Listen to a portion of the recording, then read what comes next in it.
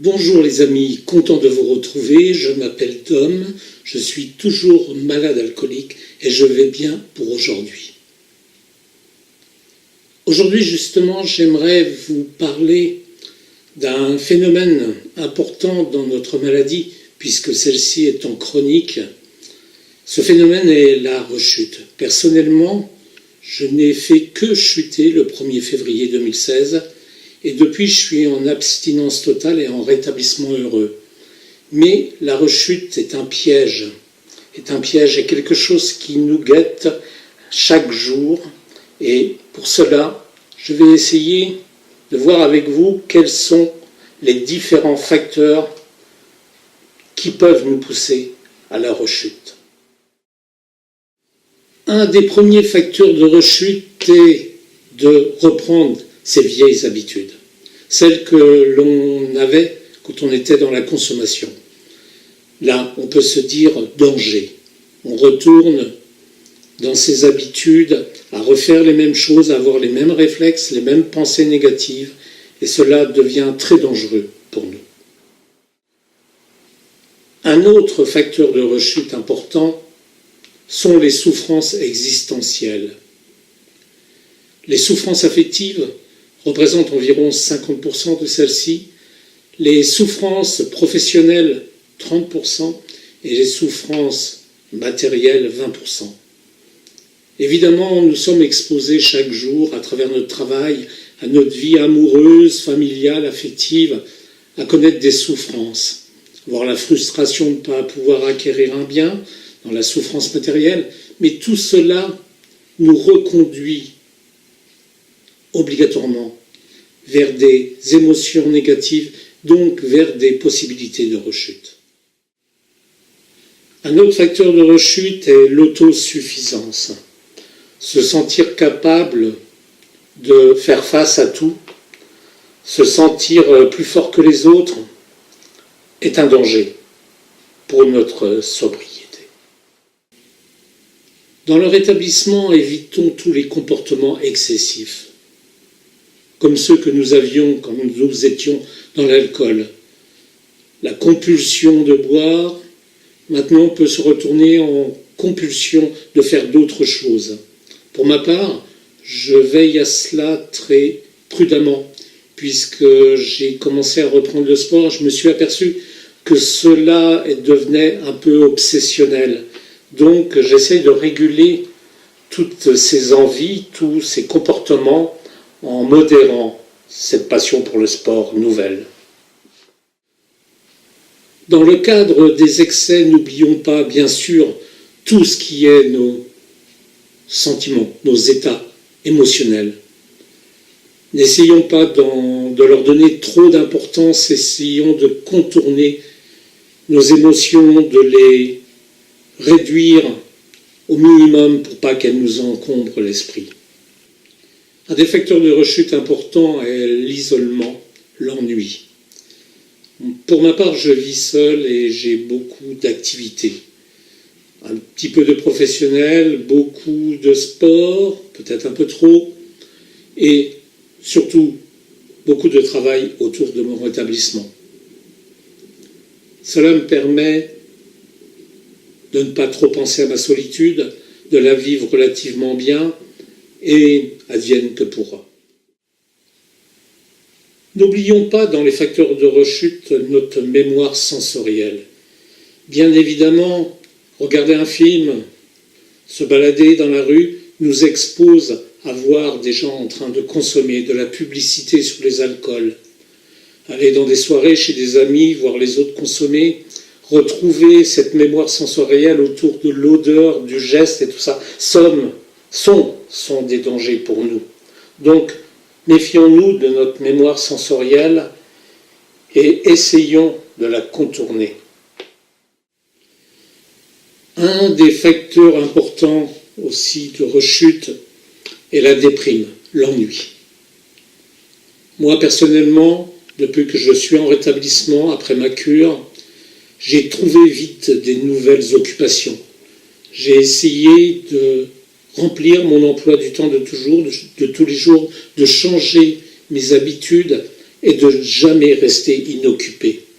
Cela, ça marche bien. Je continue bien sûr à aller aux réunions 2 fois par semaine, à entretenir mon groupe Facebook, La vie sans alcool, à faire des vidéos, à aller à la pêche, faire du sport, prendre le temps de faire mes courses, la lecture, la littérature, entre autres, et écouter de la musique en me baladant. Toutes ces activités remplissent mon espace-temps, ne laissent pas la place à l'ennui et surtout à la déprime. Juste après les facteurs de rechute, je voudrais évoquer les symptômes de rechute, les choses que nous pouvons identifier qui malheureusement peuvent nous conduire à cette rechute. L'un des premiers symptômes est le mauvais sommeil ou la perte de sommeil. C'est quelque chose qu'il faut prendre au sérieux. Elle peut dénoter un certain déséquilibre, un certain malaise en général. L'un des autres symptômes de rechute est la difficulté à penser clairement. On a une certaine confusion dans nos pensées, on n'arrive pas tout à fait à mettre celle-ci bout à bout. Le sentiment d'échec, l'apitoiement sur soi sont également des symptômes. Si l'on retrouve ces émotions passées, c'est que l'on repart dans une logique négative. L'on commence à avoir perdu l'estime de soi, tout devient un échec, tout se complique autour de nous. Et là, je pense qu'il faut commencer à réagir. Un symptôme un petit peu inattendu de rechute est lorsque on attache plus d'importance au rétablissement des autres qu'à son propre rétablissement. C'est quelque chose qui m'a un tout petit peu inquiété quand j'ai lu ce symptôme de rechute et me suis posé la question, est-ce que je ne suis pas dans ce cas ? Puisque j'ai fait ce groupe d'entraide, je fais ces vidéos, mais en contrepartie, je retrouve tellement d'équilibre dans ce que je fais pour les autres que le positif est largement plus bénéfique que cet aspect négatif. On retrouve également l'isolement, qui est un symptôme, ainsi que le refus de l'aide extérieure. Être toujours un peu dans la fuite par rapport aux autres et rester sur la défensive. Un autre symptôme est la perte de confiance en soi. On sait à quoi elle nous emmène, généralement sur l'apitoiement, sur le ressentiment par rapport aux autres. Il faut tenir compte aussi des négligences physiques vestimentaires. Cela rejoint la perte d'estime de soi, mais il faut surveiller ces comportements de tout près. Il faut éviter également la culpabilité, la honte du passé. Tout cela va nous emmener dans une forme de désespoir qui est très mauvais pour notre rétablissement.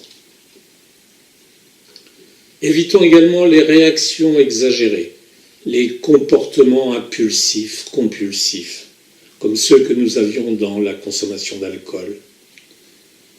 Soyons modérés. Il y a aussi la perte d'intérêt pour les choses qu'on aimait en rétablissement. Il faut surveiller ça de tout près. Si on s'aperçoit que ce qui nous passionnait il y a quelque temps nous ennuie, si l'on s'aperçoit qu'on n'a plus envie de faire grand-chose, qu'on est dans l'inactivité, attention, danger. Un autre symptôme de rechute est le mensonge. Si on recommence à mentir comme avant, si on commence à tricher avec les autres, à perdre cette honnêteté qu'on avait retrouvée dans le rétablissement, là aussi, danger immédiat. Les négligences alimentaires, ça faisait partie des résolutions qu'on avait pendant le rétablissement, à savoir manger équilibré, avoir un mode de vie équilibré. Et l'alimentaire a sa part d'importance dans tout cela. Surveillons ces négligences de tout près. L'abandon du traitement médicamenteux est un signe d'alerte important. Il ne faut surtout pas arrêter toute cette médicamentation sur une réflexion personnelle. Si l'on retrouve l'envie de consommer d'une manière de plus en plus fréquente, d'une manière de plus en plus forte, cela signifie aussi que nous sommes pas loin d'une rechute possible. Un autre symptôme sont les journées désorganisées. Il est important pour nous, malades alcooliques, d'avoir des journées, des 24 heures bien remplies et bien organisées. Si l'on commence ces journées sans savoir trop quoi faire, sans savoir comment les remplir, c'est sûr qu'elles vont mal se passer. Et quand les journées se passent mal, le sentiment de culpabilité revient. Et là encore, danger. Un des derniers symptômes est de se convaincre que l'on est guéri. Je rappelle à tout le monde que cette maladie est chronique, que jamais on n'en guérit. Nous pouvons rester en rétablissement toute notre vie, ne jamais reconsommer, mais si un jour nous reprenons ce premier verre, nous savons très bien que nous allons droit à la rechute. Pour terminer, je voudrais vous rappeler les 3 principes spirituels pour lutter contre la rechute. La première est la rigoureuse honnêteté. N'oublions jamais d'être totalement honnêtes vis-à-vis de nous-mêmes. Nous le serons par rapport aux autres. Si nous perdons cette honnêteté, évidemment, nous allons plus vite vers une rechute possible. Le deuxième principe est l'ouverture d'esprit. Gardons toujours cette ouverture d'esprit, cette capacité à ne pas juger, mais cette capacité à écouter les autres. Et le troisième principe est la bonne volonté. Restons toujours dans l'action, restons toujours dans l'action positive. Je vais vous lire un petit texte extrait de la littérature AA qui parle justement de la rechute. Ce texte dit « Les rechutes ont souvent pour cause la révolte. Certains d'entre nous sont plus rebelles que d'autres.